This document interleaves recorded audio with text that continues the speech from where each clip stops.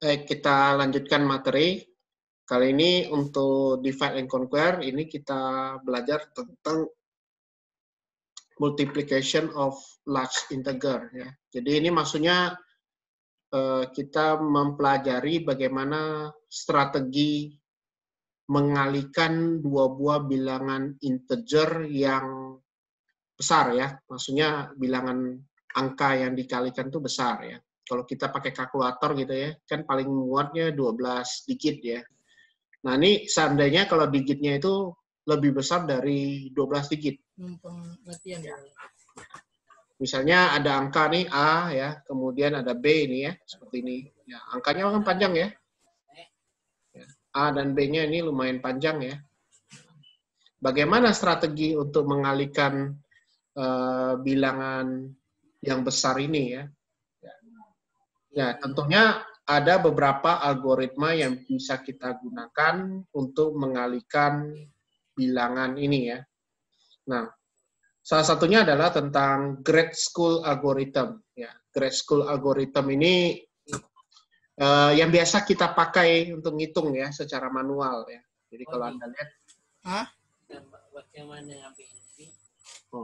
siapa tuh?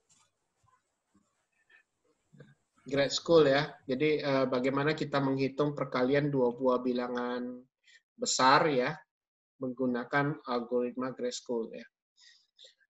Kalau di sini kayak tidak kelihatan, tapi akan saya tampilkan di sini ya, di slide.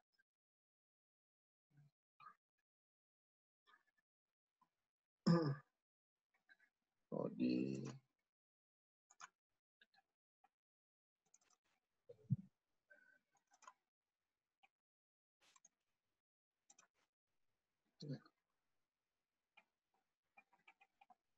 Nah, ini. Nah, ini cara menghitung grade school ya. Jadi, waktu kita di SD kan sudah diajarin cara menghitung perkalian ya. Jadi, perkalian yang mode gini, ini namanya algoritma grade school ya. Jadi, caranya ya dari ujung itu kita kalikan ke atas ya. Ujung bawah nih, kita kalikan ke atas dan seterusnya. Dan kita menggunakan sistem carry ya. Jadi 2 kali 5 dapatnya 10, yang kita tulis 0, carry-nya 1. 2 kali 2 berarti 4, ditambah carry-nya berarti 5. Dan seterusnya. Inilah perkalian namanya grade school algorithm. Ya. Tentunya algoritma grade school ini sangat baik untuk perkalian yang bilangannya besar. Ya. Kalau bilangan kecil itu mungkin bagi kita, oh ini udah biasa ya. Tapi kalau sudah angkanya itu panjang kayak di contoh tadi ya, kayak di contoh nih. Nah, ini bayangkan nih, A-nya 1 2 3 4 5 6 7 8 0 1 3 5 dan seterusnya, kemudian Anda kalikan dengan bilangan B ini. Berapa yang mau dihitung ya kan? Nah, algoritma ini bisa kita selesaikan dengan grade school ya. Jadi perhitungan ini dengan grade school. Caranya ya kita ngitungkan dengan strategi divide and conquer. Jadi kita divide and conquer. Nah, ini untuk algoritma untuk grade school multiplication. Karena kita menghitungnya pakai carry ya, jadi ada carry-nya. Jadi kita ngitungnya kan dari satu-satu ya. Nah, ini kita ngitung satu-satu nih. Berarti kan inilah yang kita divide dulu. Ya, kemudian 7 kita kalikan dengan 5. Ya, ini kan strateginya. Ya, ini kita divide, baru nanti di combine. Ya. Dan jadi conquer-nya itu waktu menyelesaikan ini perhitungannya. Nah, ini bagian combine-nya. Jadi divide, ya, conquer, and combine. Nah, jadi kalau bilangannya besar, gimana? Ya sama, cara kerjanya sama. Jadi Anda menggunakan satu-satu dari belakang, kita ngitung satu-satu. Ya. Nah, itu namanya algoritma grade school algorithm. Ya. Seperti ini. Nah, selain algoritma grade school, itu ada satu lagi namanya algoritma Karatsuba. Namanya Karatsuba multiplication. Jadi kita punya asumsi begini ya. Nilai X itu adalah A kali 10 pangkat N bagi 2 ditambah B. Ya. Kalau kita lihat di contoh 2925 itu sama artinya kita buat 29 dikalikan 100 baru tambah 25, betul ya? Pokoknya kita ngambil nilai yang bisa pangkat 10 pangkat n ya. Jadi kita buat 10 pangkat n di sini. Jadi n bagi 2 berarti 10 pangkat n min 2 bagi 2. Berarti karena n-nya ini ada 4, berarti 10 bagi pangkat 2. Ya, 10 pangkat 2. 29 kali 10 pangkat 2 ditambah 25. Jadi kalau misalnya saya punya angka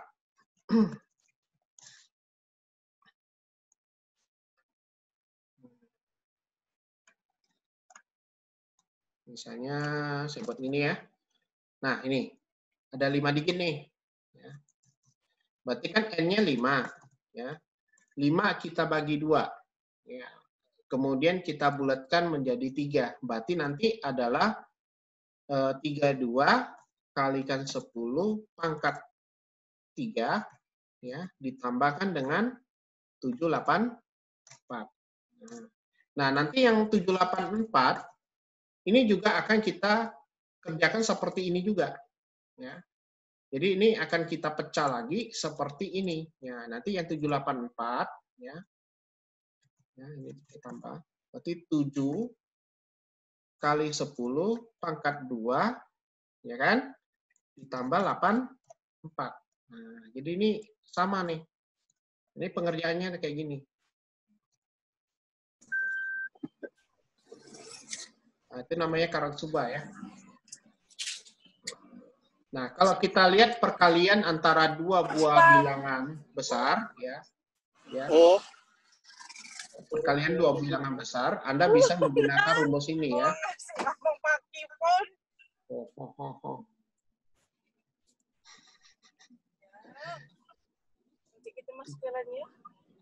Ayo, siapa tuh yang orang tuanya lagi ngomel tuh? Oh, kamu beli itu ya? Betapa salah lah. Dia lah yang banyak warna. Belum lagi kita ke Baber nanti malam. Oh, kamu lama ketinggalan. Saya mood ya, yang siapa sih Yuda ya. Abrar juga saya mood nampaknya. Tuh, nampak kuliah kena ngomel mamanya kali ini. Oke, saya lanjut lagi ya, jadi biar enggak terganggu ya. Nah, ini mode perkalian itu kita bisa lakukan seperti ini. Jadi kalau di sini ya, X kali Y, kita mau kalikan nih. Berarti kan sama artinya juga, dengan X-nya itu ini, kemudian kita pecah menjadi Y-nya juga gini. Ya, artinya sama seperti ini. Nah, jadi ini anggap aja X, ya, kita bisa uraikan seperti ini, kita pecahkan lagi yang Y-nya. Jadi kalau ada dua bilangan, misalnya X kali, misalnya ini. Nah, berarti kita ada bilangan X, dan ada bilangan Y. Nah, X dengan Y, ini kita buat seperti ini. Jadi AX, A kali 10N pangkat N bagi 2 ditambah B. Nah, ini. Kemudian yang Y sama. Nanti C kali 10 pangkat N bagi 2 ditambah D. Nah, setelah itu dapat, Anda buat AC kali 10 pangkat N ditambah AD ditambah BC kali 10 pangkat N bagi 2 ditambah BD. Nah, ini kan sama seperti kita mengalihkan langsung ya. Kalau Anda pernah belajar kan, X plus 1 dengan X plus 1 lah, lebih gampang ya. Nah, ini kan artinya X kuadrat, ya kan? Ya kan, kalau Anda pernah belajar ya. Kemudian ini jadi 2X, ya. Artinya AB ya, AB kali X ya. 2AX. Kemudian nanti ditambah 1 kuadrat. Nah, ini kan persamaan kuadrat. Nah, sekarang untuk persamaan yang ini ya kita kalikannya juga gitu. Kali silang. Ya, modelnya kali silang. Sehingga modelnya tuh bisa kita artikan seperti ini. A tambah B dalam kurung C ditambah D. Berarti kan A kali C, kemudian A kali D, ditambah B kali C, ditambah B kali D. Kan sama juga dengan kali silang ya. Nah, inilah model Karotsuba. ya. Jadi algoritma Karatsuba itu kayak gini. Nah, ini kalau kita lihat nih, kita pecahkan ya. A itu 29, B-nya 25, C-nya 68, D-nya 72. Berarti kita bisa buat logikanya A kali C, kemudian ditambah A kali D, ditambah B kali C, ditambah B kali D. Jadi ada 4 kali perkalian. Nah, sehingga modelnya seperti ini. Ya. Nah, ini kalau ngitung-ngitung mungkin agak pusing gitu ya. Tapi sudah saya buatkan di programnya, nanti tinggal Anda ketikkan, Anda kerjakan ya. Kebetulan programnya ini. Jadi ini kalau untuk yang perkalian grade school, ya seperti ini grade school ya. Jadi kalau misalnya datanya gede, kalau ini kan datanya 2925 kali 6872 ya. Nah, ini hasilnya 20.100.600 ya. Ini kalau di running hasilnya ini ya. Nah, ini kalau kita coba yang tadi, yang angkanya besar. Nah, ini saya mau coba nih. Ya, moga-moga jalan ya. Karena saya belum coba juga kalau angkanya besar ya.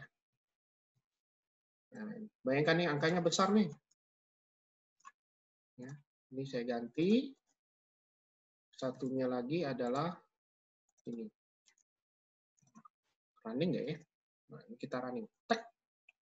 Hasilnya ini. Nah, kalau kalkulator biasa, ini pasti nggak bisa muncul detailnya seperti ini. Yang muncul adalah 10821 langsung E, pangkat sekian. Ya, tapi kalau dengan grade school Anda bisa dapat ini hasilnya. Ya, ini yang perkalian bilangan besar. Ya. Kemudian yang pakai Karatsuba, nah ini sama seperti tadi. Jadi kita divide and conquer juga ya. Kita pecah-pecah, kemudian baru di conquer, kemudian baru di combine ya. Nah, sehingga hasilnya nanti seperti ini. Nah, ini kita coba. Kalau yang tadi ini kan 2925 kali ini, berarti kita cek hasilnya. Hasilnya ini ya. Nah, sekarang saya coba angkanya yang gede. Kita coba angkanya yang gede. Tek gitu ya, running. Nah, ini hasilnya, yang Karatsuba. Jadi, sudah bisa menghitung yang bilangan integer yang besar ya. Hasilnya sama ya. Nah, kedua algoritma ini saya coba uji ya dengan data yang sama ya. Kita mau lihat mana yang lebih tangguh ya. Nah, di sini saya tambahkan dua algoritma lagi, Nikilem 1 dan Nikilem 2. Nah, kebetulan di mode praktikum Anda saya tidak cantumkan yang Nikilem ya. Nah, Nikilem ini memang saya tambahkan sendiri, ada menggunakan nearest best ya. Jadi ada 4 algoritma yang saya uji, yaitu grade school, ada Karatsuba, Nikilem, dan Nikilem 2.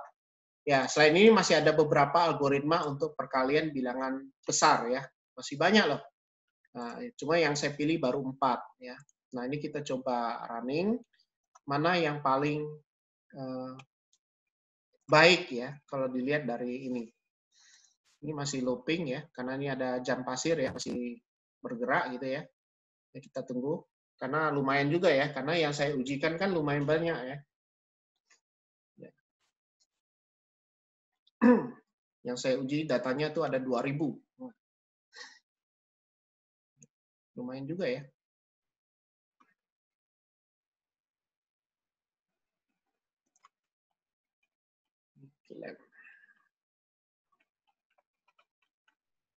Sambil nunggu hasilnya ya.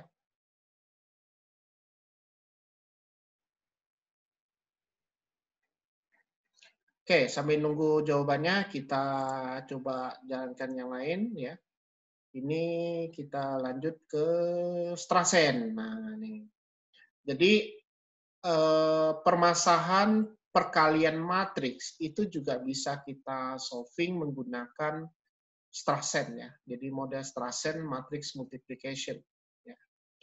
Nah, ini modelnya adalah perkalian matriks ya untuk 2x2 ya, model 2x2. Nah, algoritma Strassen itu sudah jelas ada 7 kali multiplication, ada 18 addition ya. Artinya 18 kali penjumlahan. Jadi kalau untuk matriksnya seperti ini, maka di matriks awal Anda buat dulu M1 tambah M4 dikurang M5 ditambah M7, yang ini M3 tambah M5, ini ganjil, ini yang genap, yang ini yang 1, 3, 2, 6. Kemudian M1-nya itu dari mana, sampai M7-nya dari mana, Anda ngitung dari ini. Jadi langkah awal untuk Strassen adalah untuk yang matrik 2x2 adalah Anda buat nilai M1 sampai M7. Setelah dapat nilai M1 sampai M7, baru Anda masukin di sini. Nah, ini namanya Strassen matrix multiplication. Ya, ini formulanya. Sudah baku ya. Nah, ini kalau kita lihat di program, nah ini udah jadi nih.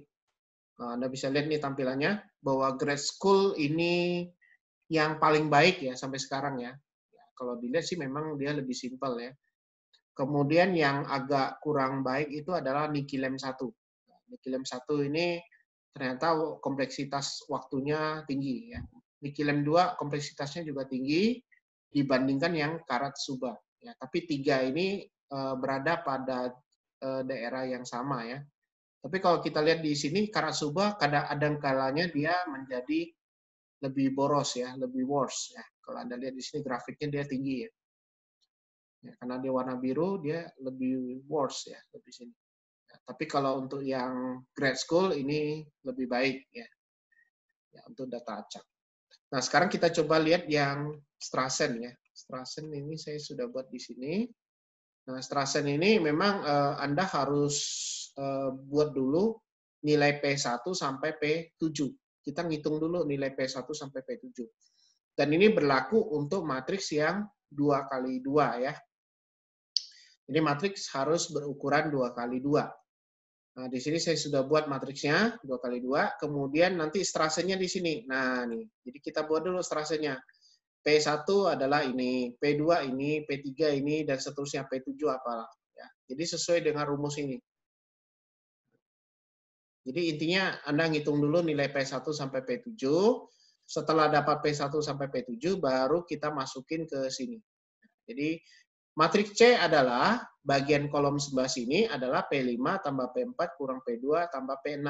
Ya kan tinggal hitung aja. Kalau sudah dapat nilainya tinggal kita masukin. Nah, ini kebetulan saya buat yang matriks multiplication yang 4x4 ya. 4x4 nanti kan dipecah-pecah ya. Jadi di sini dia harus memecah menjadi 4 bagian ya. Ini nanti matriks 4x4 ini harus dipecah menjadi 4 bagian. Kenapa? Satu bagian itu nanti ukurannya 2x2. Ya. Ini yang Strassen. Nah, ini hasilnya ini. Nah, ini hasil perkalian matriks untuk yang menggunakan Strassen. Ya. Kemudian yang berikutnya adalah close pair lagi. Ini ketemu lagi nih close pair ya. Jadi di close pair itu memang ada terkait dengan divide and conquer ya.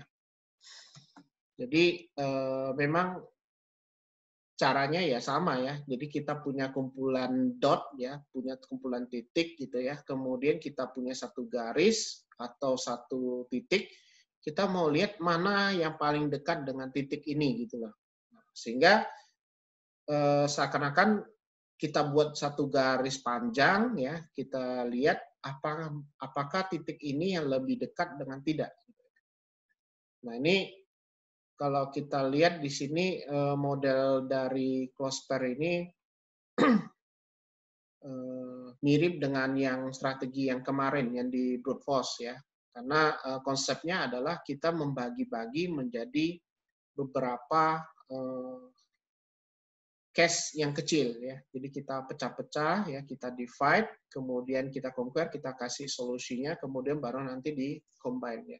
Sebenarnya strateginya nggak beda jauh lah seperti yang di brute force ya. Jadi karena di brute force kan kita langsung aja ke set gitu ya, kita hitung langsung. Nah, sebenarnya yang kita hitung satu-satu itu adalah divide-nya. Ya, sebenarnya itu divide-nya. Jadi waktu kita menghitung satu-satu, compare satu-satu, itu divide-nya. Jadi kita divide, kemudian kita hitung nilai jaraknya, baru nanti di combine, mana sih yang paling dekat. Ya, makanya kemarin strateginya begitu. Ya. Nah, model Closepar ya sedikit berbeda dengan coding yang kemarin ya. Kalau coding kemarin bisa Anda lihat bedanya nampak nih.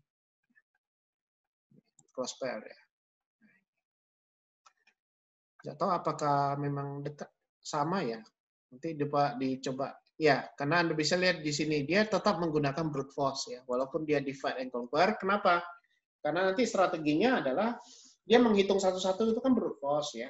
Tapi dari divide yang kecil-kecil itulah yang kita namakan konsep divide ya.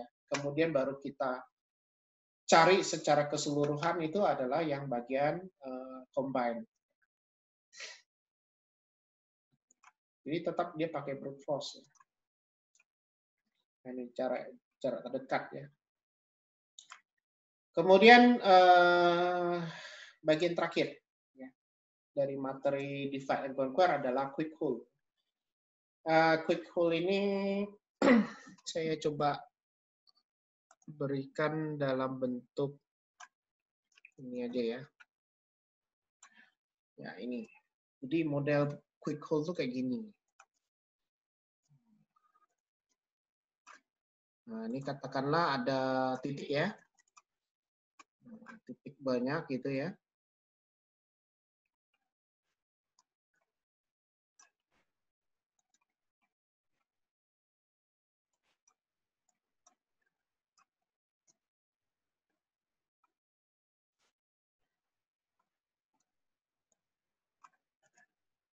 Ini kebetulan ada banyak titik gitu ya.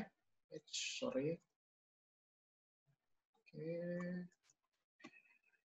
Nah, quick hole ini adalah bagaimana kita mengambil satu region ya. Satu region ya. Di mana region ini merupakan bagian yang bisa dikatakan yang paling luar ya, region yang paling luar. Nah, kalau di sini untuk quick hole yang ini dia akan mengambil titik yang terluar ya. Nah, jadi kalau kita gambarkan ini adalah sekumpulan titik gitu ya. Maka quick hole ini dia akan membentuk seakan-akan membentuk satu bidang. Nah, yang diambil adalah yang paling luar. Nah, ini yang saya gambarkan. Nah, ini adalah quick hole-nya. Jadi dia akan menghitung manakah titik yang paling luar. Sehingga titik-titik yang lain ya, yang tidak berada di paling luar itu akan tertutupi oleh hole ini. Nah, gitu. Nah, ini namanya quick hole. Itu. Ini namanya quick hole. Ya, susah ya kalau diartikan ya. Nah, ini mana tadi? Saya ada buat sini. Jadi a convex hole of a given set point is the smallest convex polygon. Nah, jadi nanti hasilnya itu nanti berupa poligon yang terdiri dari poin. Ya. Jadi convex hole ini banyak dipakai di banyak bidang area ya, misalnya di visualisasi komputer, kemudian pathfinding. Jadi kalau Anda bikin game cari apa jaraknya atau apa gitu, cari jalur untuk game gitu ya. Biasanya sih game-game kategori adventure ya. Itu ya, atau game strategi, itu biasanya ada pathfinding-nya ya. Kemudian Geographical Information System, nah ini yang berkaitan dengan GIS dan Visual Pattern Machine. Itu banyak dipakai menggunakan convex hole. Nah, jadi kalau kita terjemahkan dalam istilah Indonesia, ya itu himpunan titik pada bidang planar. Gitu. Nah, ini kalau kita lihat, gambar yang convex itu yang seperti ini. Nah, ini convex hole. Sedangkan yang ini, gambar nomor 2, memang dia terhubung, tapi dia bukan convex, ya, non-convex. Jadi convex itu yang berada paling luar. Jadi kayak gini, ini titik ini kan bisa sih digambarkan gitu ya. Kalau dibentuk ini jadi gambar bintang gitu ya. Tapi convex hole bukan kayak gini, dia ngambil sisi paling luar. Jadi kalau yang kayak gini, berarti dia akan membentuk segi 5. Nah, kalau yang ini betul yang bagian sininya, tapi yang bagian dalamnya keliru. Jadi biasanya dia adalah garis lurus. Jadi tidak ada bulan sabit ya. Nah, kalau yang kayak gini, ini akan terhubung nih. Nah, yang titik dalam ini, dia akan berada di dalam hole. Ya. Nah, ini nanti jadi poligon nih. Ya. Gitu. Jadi, udah tahu ya, konsep dari convex hole ya. Nah, convex hole dari satu himpunan, ya, ini nanti akan memiliki himpunan convex terkecil yang mengandung S. Ya. Untuk 2 titik, maka convex hole berupa garis. Kalau dia 3 titik, terletak pada satu garis, maka convex hole adalah sebuah garis yang menghubungkan 2 titik terjauh. Ini untuk yang 3 titik ya. Tapi biasanya kalau sudah banyak titik, itu convex hole-nya pasti yang banyak. Contoh nih, ini yang 8 titik. Nah, ini 8 titik. Anda bisa perhatikan bahwa yang 8 titik, bagian yang tidak atau berada di dalam ini tidak termasuk di dalam ini. Jadi yang menjadi hole-nya tuh yang ini. Ini kesulitannya kalau misalnya waktu kita bermain di image processing ya. Nanti kalian yang ambil peminatan RPL akan belajar tentang pengolahan citra digital ya. Jadi kalau kita mau ngambil area gambar dari satu objek gitu ya. Nah, biasanya setelah kita melakukan segmentasi, waktu kita mau ekstraksi ciri, itu kita bermain di convex hole. Ya. Kita bermain di convex hole. Ya. Ini nanti akan dapat ini. Ya. Nah, ini ada contoh nih, ada sembarang titik gitu ya, kemudian kita bikin convex hole-nya. Nah, sehingga akan di-generate, dapatlah yang seperti ini. Jadi dia akan mengambil yang paling luar. Ya. Ini paling bagus ya. Kenapa? Karena pada saat kita, misalnya saya buat nih, ada kalau di character recognition ya, kalau misalnya saya bermain di character recognition aja, misalnya saya buat ini huruf S gitu ya. Nah, huruf S ini kan nanti dia akan berusaha mengambil yang paling tepi. Ya. Nah, ini nanti dia akan buat paling tepi, ini paling tepi. Oops, nggak paling tepi ya. Paling tepi dari digit. Nah, kemudian nanti yang dari sini paling tepi. Kemudian dari sini paling tepi. Nah, nanti dari sini baru kita pecah-pecah menjadi region. Nah, ini salah satu bagian aja dari convex hole. Walaupun sebenarnya yang ini belum kategori convex hole ya. Tapi convex hole yang benar adalah mungkin dia akan menghubungkannya dari titik ini ya. Oh, kok warna berubah lagi. Nah, ini saya buat ini. Nah, kalau yang ini berarti nanti dia bergeraknya dari sini. Nah, kemudian dari sini ke sini. Ini untuk convex hole ya. Nah, ini tujuannya nanti ada jelas. Dia untuk ke citra digital juga bisa, kemanapun juga bisa. Gitu. Untuk apa skeleton juga bisa, dan sebagainya. Nah, model kayak gini nanti. Gitu ya. Untuk uji cobanya memang sudah saya buatkan di program ya. Jadi strateginya tetap pakai divide and conquer ya. Nanti Anda coba sendiri codingnya ya. Nah, di sini ada saya tampilkan grafiknya ya. Jadi lebih gampang ya. Nah, ini misalnya saya buat titiknya ada 8 misalnya. Nanti dia akan random dulu titiknya nih, node-nya dia akan buat ya. Kemudian akan didapatkan hole-nya. Jadi hole-nya ambil yang paling luar. Seperti ini. Ini yang 8 titik ya. Ya, kalau kita coba jalankan, misalnya saya ambil 20 titik. Nah, ini akan seperti ini. Jadi yang berada di dalam ini tidak terambil. Itu ya. Oke, sampai sini ada yang mau tanya?